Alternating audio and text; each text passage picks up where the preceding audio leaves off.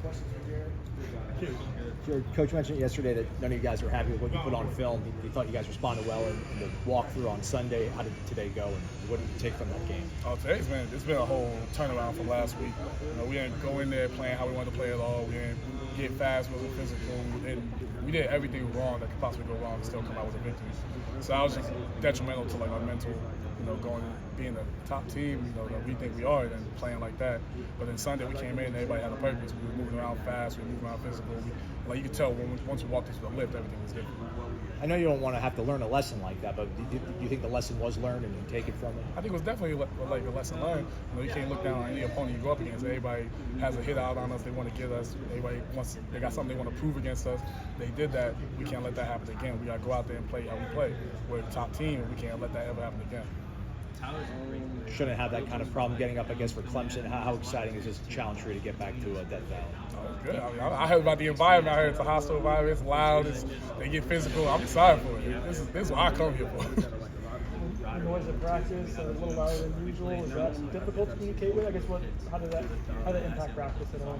I think we actually responded to it very well, just tuning it out. Everybody still, we have a lot of hand signals and stuff like that. We do our hand signals, looking at each other in the eyes, making the calls. Everyone's getting there, we're getting down fast. We're not letting what happened Saturday, the tempo of that, come mess with us this week. We're responding to everything perfectly.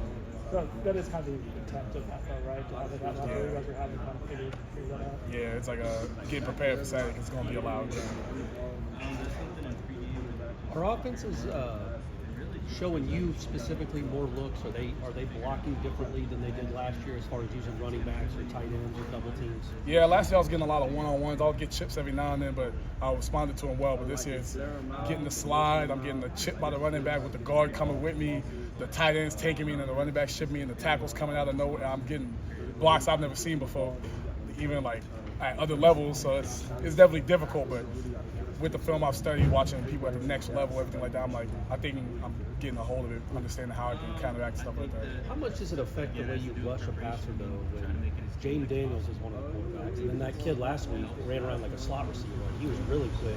How does that change the way you rush a quarterback? We have to change our rushes a little bit. You can't go too high because then they're just going to take a gap. You can't go too low because then they're going to bounce outside you because they're quick enough to do that. We have the speed to contain them to the edge, but only to a certain point. If they get to a certain point, they're gone. So you just have to change your rush, constrict the pocket, just make sure there's no ways they can get out of it. And the kid this week can move a little bit too, right? Yeah. He's a good athlete. I don't know if he's quite the Boston College kid, but he's a good athlete. No, he's a great athlete. He's very fast. He gets downhill. Once he gets downhill, he's quick and everything like that. Running back and the quarterback. So that's something we definitely have to take into consideration because we don't go up against a lot of quarterbacks that are just going to sit in the pocket and throw the ball. I know every time you want to start off fast, start off well, but how important is it to not give that kid confidence early on and shake and rattle? Oh, we definitely have to get there because if he gives us confidence, he's good. He's a very great player.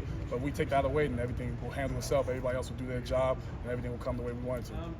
With offenses maybe blocking a little differently than they did last year, I guess as you adapt to that, is that more the adjustment, more physical adjustment, mental, to know when you're getting chipped, getting double teamed, that kind of stuff? I think it's more of a mental thing. I've never been worried about my physical. I'm strong enough that if a running back chips me, I don't think I'm gonna get going flying across the field.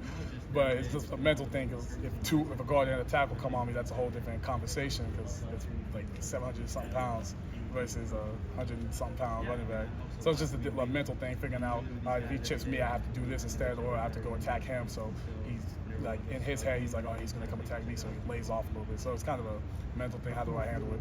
Coaches I know talked about how you've been maybe more impactful than your numbers show through the first few games. Is it hard to not worry about that a little, maybe not having the production of last year? Or is that easy thing to kind of put aside for you? It was hard definitely at the beginning of the season, especially social media. You're looking at it, everybody's like, oh, he had no sacks, he had no impact on the game, he didn't do anything.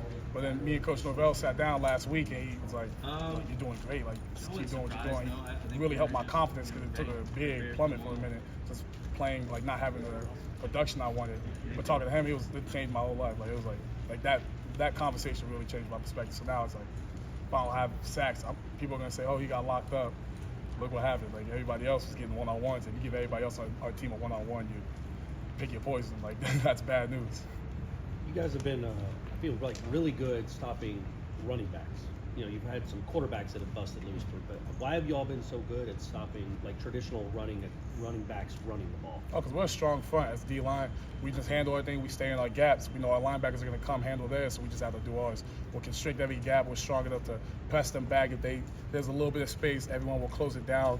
I'll close it down. The guard will bring it down, everything like that. So it just depends. Like, people just handle what they got to do, their job. And then Shipley obviously is a very good player. The kid behind him is a good player. What kind of challenge is this going up against? It's just that running attack? his ability to bounce outside the pocket. We'll be able to handle, putting people in gaps and constricting the pocket, everything like that. But it's his ability to bounce, how quick he is, how fast he is, how he reads the game so well. He gets down the hill so well. He's an amazing player. So we just have to be prepared for whatever he does and respond to it. And rally to the ball too, because he can break some tackles. Most definitely. Once one person gets him up, holding them, everybody has to get in there and finish him down. I mean, you said you're really excited about going up there. Can you sense that your teammates have that same sort of excitement for this challenge? Oh yeah, I ain't gonna lie. Like, we walked on Sunday, we met, everything like that. We got rid of the Boston College film, moved on from that, and everybody's talking about Clemson. You see people smiling, all excited for it. They're talking about the environment, Death Valley, everything like that. And I'm hyped up for it. I ain't never been there. I heard it's a fun thing to do, so I'm hyped. Thank you, man. Y'all have a good one.